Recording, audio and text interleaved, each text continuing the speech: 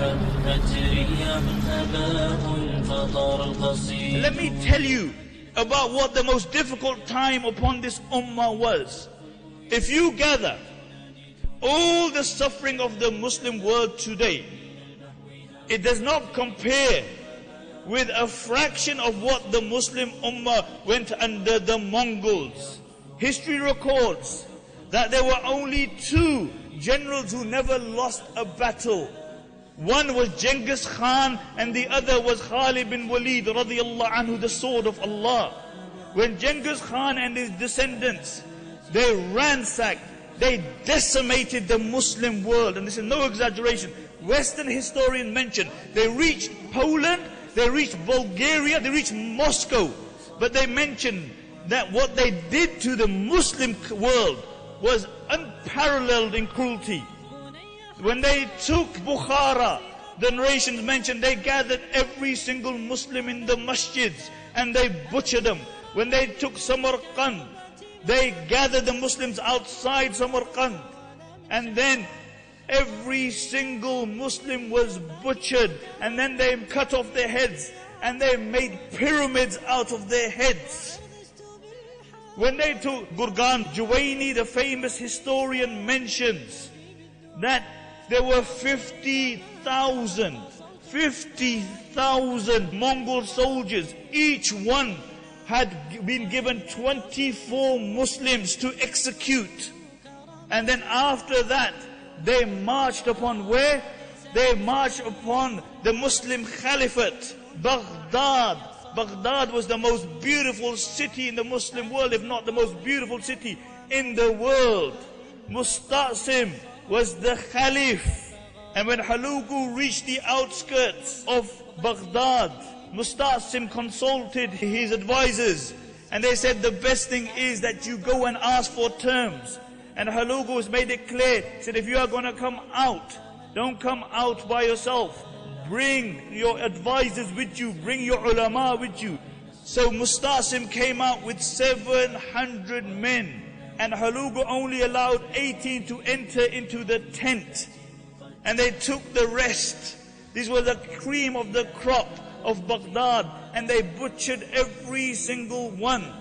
And now Musta'sim is standing in the court of the Mongol prince. And the same Musta'sim, people would come to his court, he would rebuke, he would chastise, he's shaking in front of Hulugu. And then Hulugu mentions that I'm going to keep you alive for a while.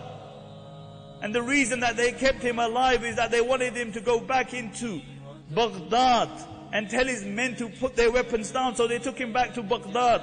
And when he had told the people of Baghdad to put their weapons down, the narrations mention they brought his 3 children in front of him, and then they butchered them.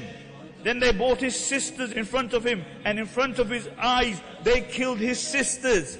And then they gathered the ulama, and they began to kill all the Sunni ulama. And then Hulugu said that the blood of the Muslims is halal. For the next 40 days, they unrelentingly butchered the Muslims for 40 days. In those days, you didn't have machine guns. They would make the Muslims line up, and they would pluck them like you pluck a chicken from a poultry farm. And then they would slaughter them.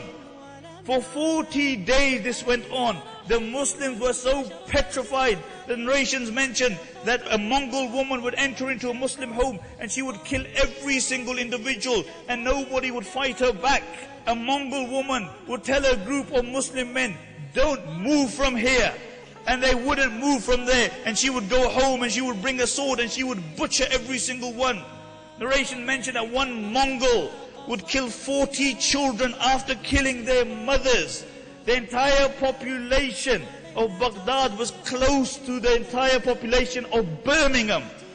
And half of the population was destroyed. And after 40 days, Hulugu came into Baghdad and he gave an order that this killing should be stopped. And many of the Muslims had dug graves, and they were hiding in these graves. Many ate dogs, cats, even corpses to survive. This was the situation. And then Halugu said to Mustasim, he said, bring me your wealth. So he brought him his wealth. He said, no, bring me the wealth which is hidden. And in the middle of the palace there had a hawd. And underneath was the treasure which had been gathered for the last 500 years. For the last 500 years, the Abbasid caliphs had hid their wealth there. In one day, it went up. And then they imprisoned Mustasim and they starved him. And Mustasim asked for some food. And Halugu sent him a platter with gold upon it. And he said, what am I going to do with this gold? He sent it back. And then Halugu went to him. And look at this. This is a non-Muslim. He's telling the Muslim king. He said, if you can't eat it, then why did you hoard it for? If you couldn't eat it, why did you hoard it for? Why did you give it to your men? So they were ready to die for you. And then he took him and he showed him the big gates of Baghdad. He said, what good are these big metal gates when there is no men to defend them? Why didn't you break these gates and make lances out of them and give them to your men? Mustasim said, it's Qadrullah. And Halugu said, I will show you Qadrullah. And they rolled him up in a carpet. And then they had him trampled by the horses. 800,000 Muslims died. 800,000. The Darul Hikmah, the greatest Muslim library in the world. Millions of books were ransacked, thrown into the Euphrates until the Euphrates went black with the ink. Black with the ink. And Halugu found it so difficult to stay in Baghdad because the stench of the dead corpses that he moved out of Baghdad. This is what happened with the Muslims. But then, let's ask ourselves a question. How was it possible that in a period of 80 years, the same barbaric Mongols became Muslims? They became ambassadors. Because there were men and women who carried on the dawah, even in this state. Nothing perturbed them. People died for this dawah. The Sahaba died to promote and propagate this deen. The women in the time of the Mongols were at the forefront of dawah. ونحن ننام كأهل الرقيب وفي غفلة قد يحل البلاء وأرجو الإله